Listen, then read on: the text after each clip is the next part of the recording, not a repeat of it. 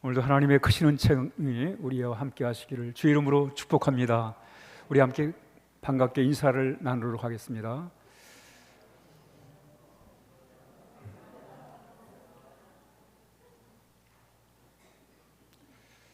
바울이 예수님을 만나서 하나님의 자녀가 되어 살아갈 때 그게 너무 좋았던 거예요. 그래서 많은 사람들에게 예수를 믿자고, 예수를 믿으라고 이렇게 곳곳을 다니면서 전도를 합니다. 그래서 바울이 빌립보에 가서 빌립보 사람들에게 예수 믿으라고 복음을 전했어요. 그래서 예수를 믿게 된 사람들이 세운 교회가 빌립보 교회입니다. 바울은 빌립보에서 그렇게 많은 사역을 하지 않았어요. 짧은 기간이었지만 사람들이 예수를 믿게 되었고, 그래서 교회가 세워지게 됩니다. 그 이후에 바울과 빌립보 교인들은 좋은 관계를 유지했어요. 어떻게 관계를 유지하냐면 마음과 마음이 하나가 돼가지고 이신 전신. 그래서 바울은 늘 고린도 교인들을 생활 때마다 늘 여러분들은 내 마음이 있습니다, 그런 고백을 해요. 여러분들은 내 마음에 있는 사람들입니다. 이렇게 마음과 마음이 만나서 그래서 꾸준하게 관계를 지속시켜 왔습니다. 그러다가 바울이 감옥에 갇히게 돼요. 이 사실을 빌립보 교인들을 알게 됩니다. 그래서 바울을 걱정하게 되고 염려하게 됩니다. 또 그런 가운데 빌립보 교회에 유오디아와 순두계라는 이 일꾼들이 있었는데 이 두 사람이 갈등이 생겼어요. 이 소식을 바울이 듣게 된 거예요.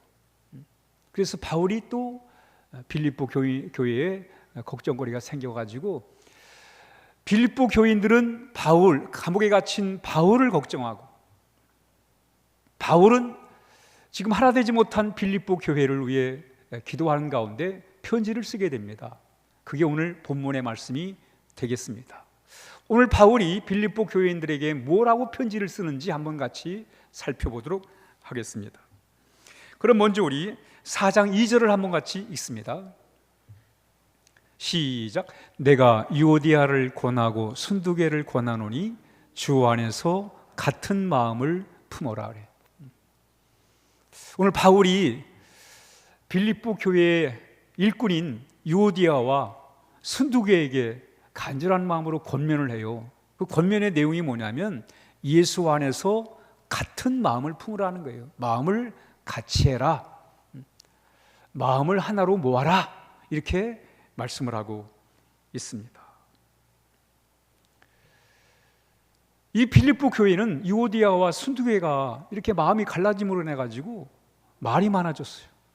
헛소문이 돌고 교회가 소란스러워졌어요. 이때 바울은 마음을 같이 해라, 마음을 하나로 묶어라, 이렇게 말씀을 하는 거예요. 여러분, 사람이 마음이 다르면 말이 많아지는 거예요. 말이 많아지는 거예요. 한번 따라합니다. 마음이 다르면 말이 많아진다. 그렇습니다, 여러분. 왜 사람이 말을 많이 해야 돼요? 마음이 다르니까 상대방을 설득해야 되잖아요. 그러니까 말을 많이 해야 돼요. 이심전심, 마음이 같으면 그렇게 말이 많이 필요 없어요, 여러분. 그러나 마음이 다르면 말이 많아지는 거예요. 말이 많아지지만 해결이 안 돼요. 왜? 마음이 다르니까. 아무리 설명을 해도 마음이 다른데, 딴 마음을 품었는데 아무리 설명하면 뭐하겠어요, 여러분. 밤새도록 설명하면 뭐하겠어요, 마음이 다른데. 여기서 우리가 하나의 교훈을 발견하는 거예요.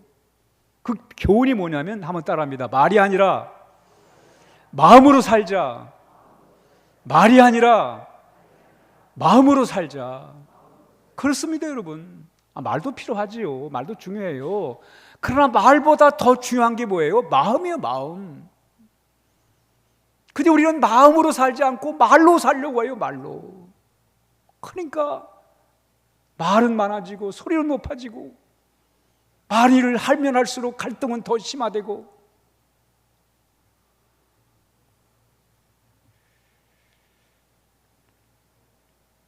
말이 중요해요? 마음이 중요해요?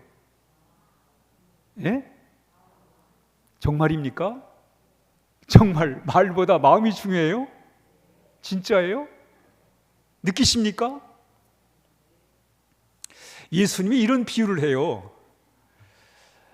어느 집에 포도원 농사를 짓는 집인데 아들이 둘이 있어요. 큰아들, 작은아들 두 아들이 있는데 한 번은 아버지가 아마 봄이 됐나 봐요. 포도원에 일거리가 많아가지고 아들한테, 큰아들한테 그래요. 아들아, 오늘 포도밭에 일거리가 많으니까 오후에 와서 좀 나를 도와달라고 좀 일을 좀 하라고 이렇게 얘기를 해요. 그랬더니 아주 큰아들이 시원하게 예 아버지 그러겠습니다, 이 말을 철떡같이 말을 해요. 그러겠다고 말을 하는 거예요. 아주 쉽게 말을 합니다.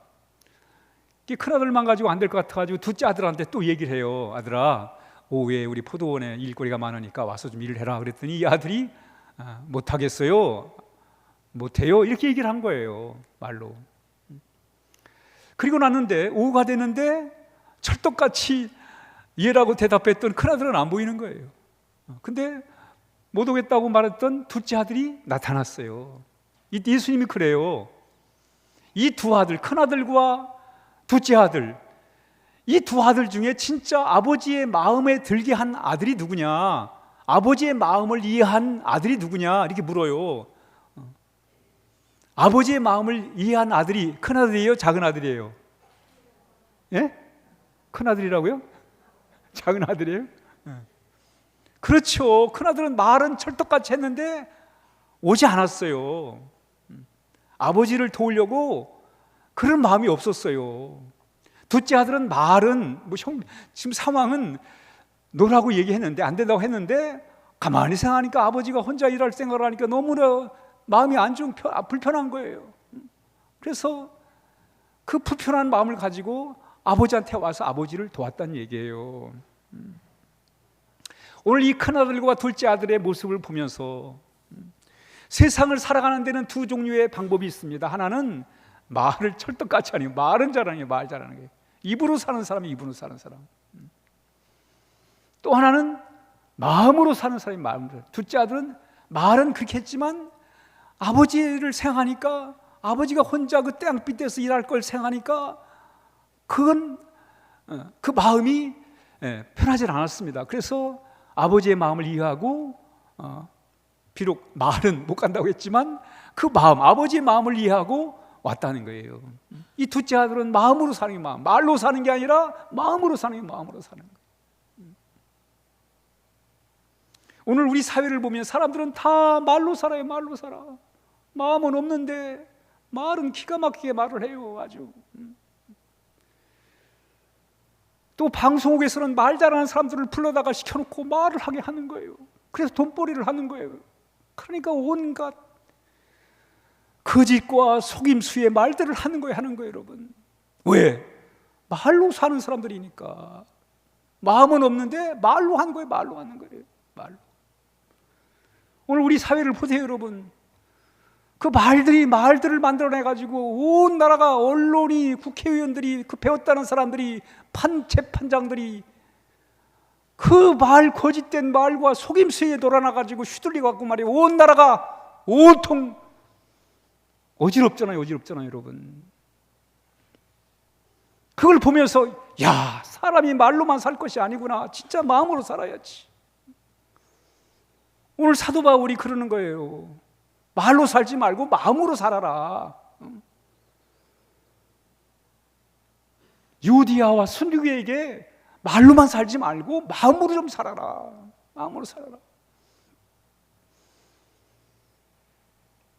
말로 살지 말고 마음으로 사시겠습니까? 저도 말씀을 준비하면서 그럼 내가 마음으로 사는 게 뭔가 생각을 해보면서 저도 말을 앞세웠고 말을 먼저 했고 말을 우선으로 했고 마음보다는 말을 더 중요시 여기며 살아왔어요. 근데 그게 아닌 것 같아요. 우리 가정에서도 마찬가지고 교회에서도 마찬가지고 정말 가정에서도 내 진심을 어떻게 가족들에게 잘 전달해가지고 마음으로 살 건가? 말이 아니라 마음으로 살 건가? 교회에서도 마찬가지, 목회자로서 정말 말이 아니라 마음이 만나가지고 이심전심으로 살아갈 건가? 그래야 이 요란한 세상, 이 소란한 세상, 말이 난무하는 이 세상에서 좀 여러분이 우리나라가 선진국이에요. 경제 10입니다, 여러분. 이런 나라의 수준을 높여야 되잖아요, 이제는. 수준을 높이는 방법이 뭐예요? 말이 아니라 마음으로 살아가는, 마음으로 살아가는. 왜 우리는 마음으로 살아야 되는가? 하나님이 말보다 마음을 더 원하세요. 아멘? 아멘? 한번 보세요. 우리 성경 한번 읽어보죠. 마태복음 18장 8절 시작. 이 백성이 입술로는 나를 공경하되 마음은 내게서 멀도다. 이사야가 한 말씀을 예수님이 비유로 말씀하신 게 인용해서 말씀하신 이사야서에 나오는 말씀인데 예수님이 이걸 인용해서 말씀을 하는 거예요. 사람들이 당시 이사야 당시에 사람들이 입으로만 하나님 가까이 했어요. 입으로만. 마음은 멀었다는 거예요. 근데 예수님 당시에도 사람들이 입으로만 하나님 찾는 거예요. 입으로만 하나님 가까이 하고 마음은 멀었다는 거예요. 그래서 오늘 예수님이 말씀하는 거예요. 이 백성이 입술로만 하나님 찾고 입술로만 하나님 믿고 입술로만 하나님 가까이 하는데 마음은 하나님으로부터 멀다는 거예요, 여러분. 근데 하나님은 뭘 원하세요? 우리 잠언 23장 26절 시작. 내 아들아 내 마음을 내게 주며 내 눈으로 내 길을 즐거워할지어다. 하나님이 원하시는 거예요. 말이에요, 마음이에요? 마음이요, 마음. 마음을 달라는 거예요. 네 마음을 나에게 달라. 부모 입장도 마찬가지로 자식이 그냥 입 바른 소리만 하고 말이에요. 말은 유창히 하는데 마음은 아니라 얼마나 실망이 되겠어요, 그렇죠? 그래도 마음은 말은 못해도 마음이 참 믿을만하고 듬직하고 신뢰가 가고 의지가 되고 이런 자식의 마음을 원하지 말은 뭐 기가 막히게 하는데 속은 아니라 그런 그런 자식을 부모가 신뢰할 수 있겠습니까, 여러분? 마찬가지 우리 신앙도 하나님이 그 얘기를 하는 거예요. 네 마음을 달라, 마음을 달라. 우리가 찬양을 하든 기도를 하든 예배를 드리든 말씀을 보든 하나님이 뭐예요? 네 마음을 달라. 여러분 그렇죠? 우리가 우리의 마음을 하나님께 드릴 때 우리의 마음이 진실되고 바르게 되는 거예요, 여러분. 바르게 되는 거예요. 참된 마음을 갖게 되는 거예요. 하나님께 마음을 드릴 때. 그래야 신앙의 성장이 있고 또 마음을 들 때 하나님이 그 마음에 평안을 주시고 기쁨을 주시고 은혜를 베풀어 주십니다. 그래서 다윗은 하나님이 뭘 아는지를 알았어요. 하나님은 말이 아니라 마음을 원한다는 걸 알았어요, 다윗은. 그래서 마음을 드리기를 아주 원했던 사람이 다윗입니다. 여러분, 다윗이 어떻게 이렇게 신실한 마음에 합한 자로, 하나님 마음에 합한 자로 신실하게 살아갈 수 있었어요? 다윗은 알았어요. 하나님은 말이 아니라 내 마음을 원하시는구나. 그 마음을 드리면서 다윗이 살았어요. 그래서 하나님이 다윗에게 너는 저 사람은 다윗은 내 마음에 합한 자다. 하나님의 마음, 다윗의 마음, 이심전심 마음이 하나가 됐다는 거예요. 그래서 하나님이 다윗을 인정한 거예요. 뭘 보고? 마음을 보고. 그 다윗이 뭐라고 그래요? 한번 같이 시편 51편 10절 시작. 하나님이 구하시는 제사는 상한 심령이라. 하나님이여 상하고 통회하는 마음을 주께서 멸시치 아니하시리이다. 비록 마음이 좀 모자라고 부족해도 하나님이 원하시는 내 이 마음, 이 진심, 이걸 하나님이 원하신다는 걸 다윗이 알았어요. 그래서 하나님, 나는 하나님 앞에 드릴 것은 내 상하고 통회한 이 마음을 하나님 앞에 드립니다. 이렇게 말씀하고 있습니다, 여러분.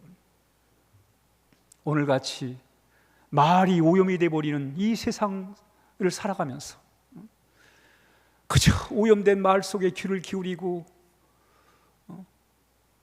살아가는 이 세상을 바라보면서 우린 말이 아니라 마음으로 살아야 하겠습니다. 우리 그 훈련을 해야 돼요, 여러분. 말은 적게, 그러나 마음으로 어떻게 상대에게 다가갈 건가? 마음으로 우리가 어떻게 살아갈 건가?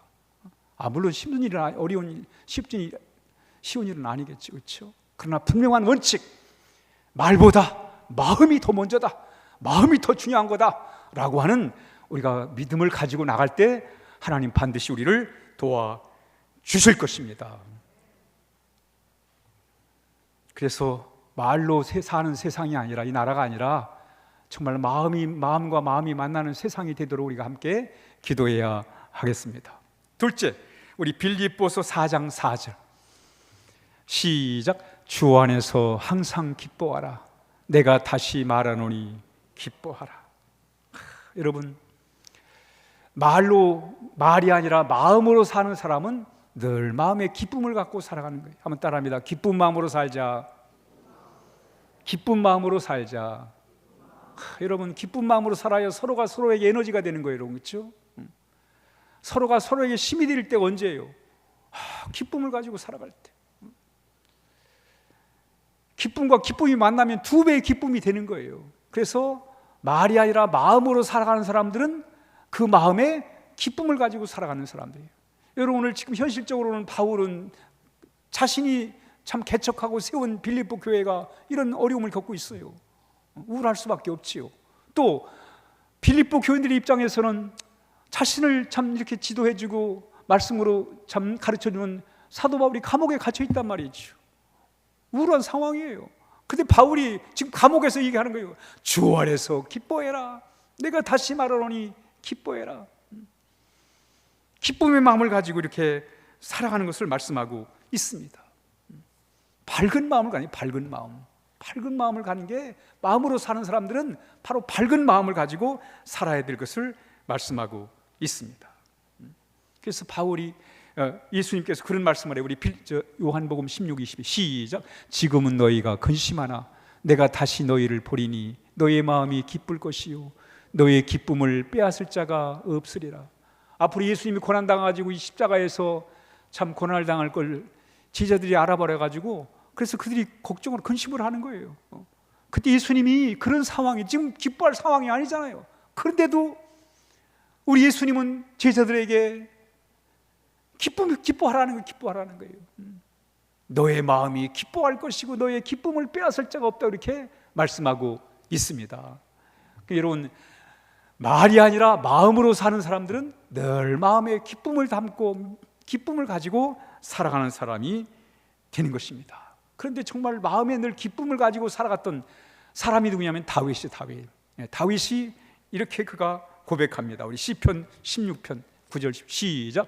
이러므로 내 마음이 기쁘고 내 영광도 즐거워하며 내 육체도 완전히 고하리니 이는 내 영혼을 음부에 버리지 아니하시며 주의 거룩한 자로 썩지 않게 하실 것입니다. 주께서 생명의 길로 내게 보이시니 주의 앞에는 기쁨이 충만하고 주의 우편에는 영원한 즐거움이 있나이다. 다윗은 말이죠, 오른쪽을 봐도 기쁨이 있고 왼쪽을 봐도 기쁨이 있고 앞을 봐도 기쁨이 있고 뒤를 봐도 기쁨이 있다는 거예요. 이런 마음, 이게 마음으로 살아가는 거예요, 여러분. 마음으로 사는 사람은 기쁨을 가지고 살아가는 거예요. 그러나 말로 사는 사람은 늘 원망과 불평 속에 살 수밖에 없습니다. 그러나 마음으로 살아가는 사람은 늘 하나님 때문에 오른쪽도 기쁨이 있고 왼쪽도 기쁨이 있고 늘 주님의 기쁨이 자신과 함께 한다는 것을 이렇게 고백하고 있습니다. 그렇습니다, 여러분. 이 기쁨은 우리 형편이 많이 좋아지고 무슨 해소가 되는 게 아니라 바로 우리 하나님을 통해서 우리의 마음 관리를 잘할 때 하나님이 우리에게 이 기쁨의 마음을 허락해 주신 것입니다. 그래서 바울은 늘 기쁨의 마음, 그 기쁨의 마음을 담고 살았어요. 우리 한번 빌립보 1장 18절 시작. 그러면 무엇이냐, 거칠어로 하나 참으로 하나 무슨 방도로 하든지 전파되는 것은 그리스도니 이로써 나는 기뻐하고 또한 기뻐하리라. 바울이 기뻐했던 이유 중에 하나가 뭐냐, 이 복음 전하는 거, 하나님 나라가 전파되는 거, 이게 기쁨이었다는 거예요. 그래서 어떤 방도든 하나님 나라가 전파되는 것을 기쁨으로 삼고 나는 기뻐하고 또한 기뻐하리라, 이렇게 그가 고백하고 있습니다. 그러면서 바울은 또 이런 얘기를 해요. 시작. 끝으로 나의 형제들아 주 안에서 기뻐해라. 너희에게 같은 말을 쓰는 것이 내게는 수고로움이 없고 너희에게는 안전하냐. 여러분, 바울이 지금 어디 있다고 그랬어요? 감옥에 있는데 빌립보 교인들이 지금 빌립보 교회가 어림을 당한다는 소식을 듣게 돼요. 감옥에서 빌립보 교인들이 어림을 겪고 있다는 소식을 들었을 때, 그런데도 나는 기뻐한다는 거예요. 여러분, 이게 말로 사는 삶이 아니라 마음으로 사는 사람은 이런 마음을 갖고 살아가는 거예요. 끝으로 마지막까지 나의 형제들아 주 안에서 기뻐하라. 여러분, 빌립보서를 보면 계속 주의 장차 처음부터 끝까지 주 안에서 기뻐해라. 이게 말로 사는 사람들은 이런 삶을 살 수 없지만 마음으로 사는 사람은 늘 기쁜 마음을 가지고 살아가는 거다, 이렇게 말씀하고 있단 말이죠. 그러면서 우리가 마음으로 사는 사람은 어떻게 살아가느냐? 우리 빌립보 4장 5절 시작. 너의 관용을 모든 사람들에게 알게 하라. 주께서 가까우시니라. 너의 관용을 모든 사람에게 알게 하라. 이 관용이라는 말이 뭐냐면 너그러운 마음, 넓은 마음을 여기서 이렇게 얘기하고 있습니다. 이 관용, 이 너그러운 마음은 사람과 사람을 묶어내는 힘이 있어요. 관용, 너그러운 마음. 관용은 사람과 사람을 묶어내는 그런 힘이 있습니다. 하나님은 마음이 너그러우신 분이세요. 그 너그러움, 하나님의 관용이 어디 나타나냐면 예수님의 십자가에 나타나는 거예요. 예수님의 십자가는 관용의 상징이에요. 너그러운 마음의 상징입니다. 죄인인 우리를 다 품어내시는 하나님의 관용이 바로 십자가에 담겨 있는 거예요.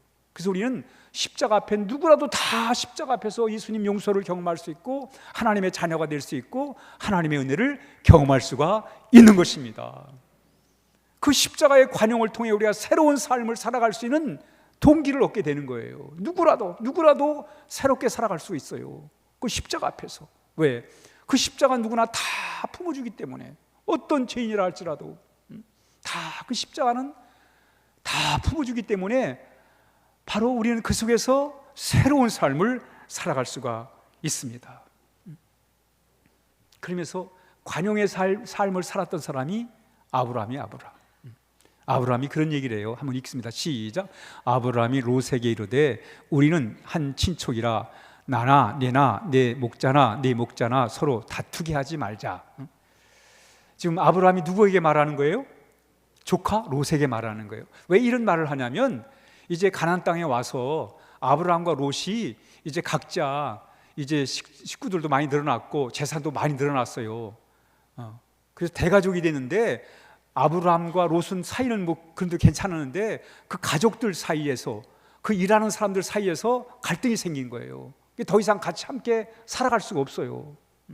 이런 상황에서 아브라함이 한 일이 뭐냐면 너나 내 목자나 서로 뭐 하지 말자? 다투지 말자. 싸움하지 말자. 뭐 때문에? 물질 때문에. 지금 재산이 늘었어요. 그 재산 때문에 지금 아브라함과 롯이 또 가족들이 불편해졌어요. 물질이 많아져가지고 서로 네 거 내 거 하면서 욕심이 들어가 버렸어요. 그래서 다툼이 일어나는 거예요. 여러분, 요즘 그런 일 많잖아요. 부모가 재산 남겨놔가지고 그것 때문에 형제간에 정말 많더라고요. 부모 재산 때문에 형제가 다툼을 일으키는 일이 너무나 많아요. 어떤 사람은 엄마가 지금 췌장암에 말기 암에 걸려 있어요. 근데 3남매가 있어요. 딸 하나에 아들 둘이 있는데 그 누나가 딸이 모시고 있어요. 그런데 그 아들들이 그 엄마를 납치를 해가지고 가짜로 주민등록증을 만들어가지고는 재산을 자기 앞으로 만드는 거예요. 그리고 싸우는 거예요. 엄마가 남긴 이 10억이 그 형제간을 다 분란을 일으키고 말이죠. 서로 납치를 하고 폭행을 하고 말이죠. 형제간에. 근데 오늘 아브라함과 롯이 그 얘기를 하잖아요. 우리 서로 다투게 하지 말자. 왜 다투게 하지 말라고 그래요? 그 이유가 뭐예요? 아브라함이 뭐라고 그래요? 이 본문에서 한번 여러분이 한번 대답을 해보세요. 왜 서로 다투면 안 돼요? 우리는 뭐다? 한 친족이다. 친족. 옛날 지금은 이제 좀 쉽게 풀어서 친족이라고 그랬는데 전에는 골육이래요. 골육이라는 말이 뭐냐면 뼈와 살이라는 뜻이에요. 뼈와 살. 아브라함이 롯에게 우리는 골육이야. 뼈와 살이야. 그러니 싸우면 안 되지. 이 얘기예요. 여러분, 뼈와 살은 같이 붙어 있어야 돼요? 떨어져 있어야 돼요? 잘 이해가 안 가시네. 그럼 제가 이해를 돕도록 지금 좀 이해를 하고 들으세요. 저를 제 몸에서 살을 다 발라내 버렸어. 그러면 저가 뭐만 남겠어요? 뼈만 남겠죠, 그렇죠? 아마 여러분들 볼 수가 없을 거예요, 그렇죠? 그러면 제 몸에서 뼈를 다 추려버렸어. 그럼 어떻게 되겠어요? 여기 서 있을 수가 없겠죠, 그렇죠? 사람이 아니지. 그러니까 뼈와 살은 같이 붙어 있어야 돼, 그렇죠? 떨어져 있으면 안 된단 말이에요. 이거는 그 얘기를 하는 거예요. 우리는 뼈와 살이야. 살에서 뼈 빠지면 아무것도 아니에요. 뼈에서 살이 빠져버리면 또 그것도 아무것도 아니란 말이죠. 사람이 될 수 없죠. 사람은 뼈와 살을 갖고 육신이 만들어진 거 아니겠어요? 그러니까 우리는 한 친척이다. 고육이다. 뼈와 살이다. 우리는 떨어지면 안 된다. 그러니 우리가 다투면 안 된다. 그러니까 우리는 고육의 정신을 갖고 살아야 돼요. 아멘? 누군가는 뼈고 누군가는 살이에요. 같이 붙어 살아야 된다니까. 떨어지면 의미가 없단 말이죠. 오늘 아브라함이 왜 다투지 말아야 되느냐? 우리는 고육이라. 고육. 뼈와 살이다. 뼈와 살이 나눠지면 어떻게 되겠느냐? 그 얘기를 하는 거예요. 그래서 우리는 함께 사는 법을 배워야 합니다. 아멘. 그게 관용이 뭐냐면 함께 사는 법에 있어서 아주 중요한 게 관용입니다. 이 관용의 마음을 갖는 거예요. 관용의 마음, 너그러운 마음을 갖는 거예요. 창세기 1장 31절 시작. 하나님이 지으신 그 모든 것을 보시니 보시기에 심히 좋았다. 하나님이 세상을 창조하시고 하나님 보시기에 심히 좋았다. 이 말씀의 뜻이 뭐냐면 우리 인간은 같이 함께 자연과 사람과 사람이 어울리고 사람이 자연과 어울려서 함께 살아야 된다는 거예요. 그 얘기를 하는 거예요. 하나님이 우리 인간을 창조하시고 그러면서 어떻게 살아야 되느냐를 가르쳐주면서 첫째는 사람답게 살아라. 사람답게 살려면 하나님 떠나면 사람답게 살 수가 없다. 그러니 하나님과 함께 살아야 되고 하나님의 형상대로 살아야 되고 또 사람이 사람답게 살려면 목적을 가지고 살아야 된다. 마지막은 사람은 하나님께 살아야 된다. 그래서 하나님은 창조의 그 원리 속에서 우리를 인간이 창조만 하나님이 만들기만 한 게 아니라 어떻게 살아야 되는지를 가르쳐주고 있단 말이죠. 그래서 여러분 창조 신앙이 그래 중요한 거예요. 어떻게 살아야 돼요? 같이 함께 어울려 살아야 돼요. 근데 오늘 아브라함이 그런 얘기를 해요. 우리 창세기 13장 9절 시작. 내 앞에 온 땅이 있지 아니하냐. 나를 떠나가라. 내가 처하면 나는 우하고 네가 우하면 나는 처하리라. 아브라함이 선택권이 우선이 있지만 그걸 양보해요. 관용을 베풉니다. 롯에게. 네가 먼저 선택해라. 그럼 나머지 네가 동쪽 선택하면 내가 서쪽 할 거고 네가 서쪽하면 내가 동쪽 할 테니까 이렇게 네가 선택을 해라. 이렇게 양보를 합니다. 관용을 베풀어요. 그래서 이 아브라함과 롯이 아주 참 좋은 그런 관계 속에서 이렇게 분가를 하게 된다는 얘기예요. 마음으로 사는 사람은 이런 관용의 마음을 갖고 산다는 거예요. 우리 디도서 3장 2절 시작. 또 남을 헐뜯거나 다투지 말고 관대하며 모든 사람을 부드럽게 대하게 하십시오. 바울이 디도에게 목회 서신을 보내면서 남을 헐뜯거나 다투지 말고 관대하며 모든 사람에게 부드럽게 대하십시오. 이렇게 권면하고 있습니다. 그러면서 마지막 우리 빌립보 4장 6, 7절 시작. 아무것도 염려하지 말고 다만 모든 일에 기도와 간구로 너의 구할 것을 감사함으로 하나님께 아리라. 그리하면 모든 지각에 뛰어난 하나님의 평강이 그리스도 예수 안에서 너의 마음과 생각을 지키시리라. 아멘. 우리가 말로 살아야 돼요? 마음으로 살아야 돼요? 인정하십니까? 동의하십니까? 네. 느끼십니까? 가정 생활하면서 말이 아니라 마음으로 살아야 되겠다는 생각을 하십니까? 교회 생활을 하시면서 말이 아니라 마음으로 살아야 되겠다는 걸 생각하십니까? 이걸 모르는 사람이 어디 있어요, 그렇죠? 다 알지요. 마음이 중요하다는 걸 알아요. 근데 그거 돼야 안 돼요. 내가 기쁘게 살아야 된다는 거 알아요, 몰라요? 알지요. 아마 기쁘게 살아야 된다는 걸 대해서 한번 말씀해 보세요. 아마 여러분 1시간은 얘기할 거예요. 근데 말은 할 수 있는데 이게 어렵잖아요, 그렇죠? 또 관용을 베풀고 너그러운 마음을 가지고 남을 이해하고 이게 살아간다는 걸 우리가 알지만 그게 돼야 안 돼요. 예? 된다는 얘기예요, 안 된다는 얘기예요? 안 돼요, 안 돼. 그래서 우리가 진짜 중요한 마음이 있어요. 진짜 중요한 마음. 말이 아니라 마음으로 살아가는 데 있어서 정말 기쁨을 품고 살고 관대함을 가지고 살아가는 데 있어서 정말 우리가 또 가져야 될 진짜 중요한 마음이 있어요. 마지막 마음 한번 따라합니다. 기도하는 마음으로 살자.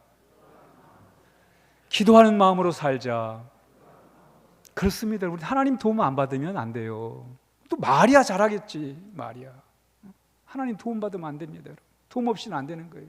그래서 오늘 바울이 그런 결론을 얘기하는 거예요. 염려 대신에 걱정 대신에 하나님께 기도를 해라. 그러면 하나님이 도와줄 것이고 우리의 마음과 생각을 지켜줄 거다. 이렇게 말씀하고 있습니다. 결론입니다.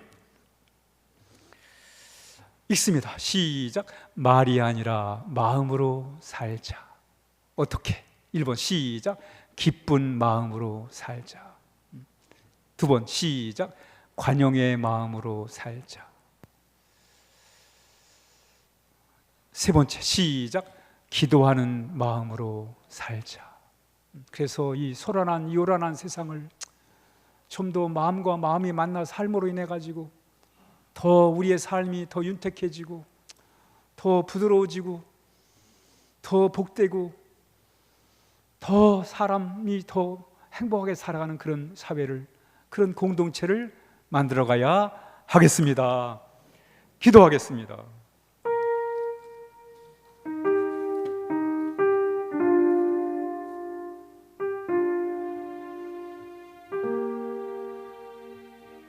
우리로 하여금 말이 아니라 마음으로 살아가는 삶이 되도록 하나님께서 인도해 주시도록 우리 시간 우리의 마음을 만져주시고 우리의 마음을 이끌어 주시고 우리의 마음을 주장해 주시도록 우리 시간 같이 함께 기도하겠습니다. 특별히 우리의 마음에 기쁨을 주시고 관용의 마음을 주셔서 또 기도하는 마음을 주셔서 우리가 그렇게 살아갈 수 있도록 우리 함께 같이 기도합니다.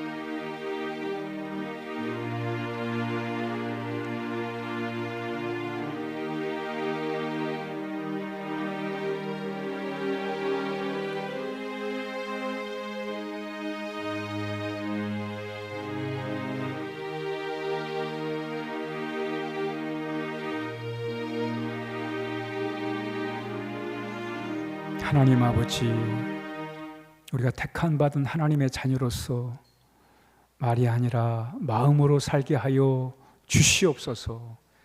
예수님의 이름으로 간절히 기도하옵나이다. 아멘. 우리 찬송가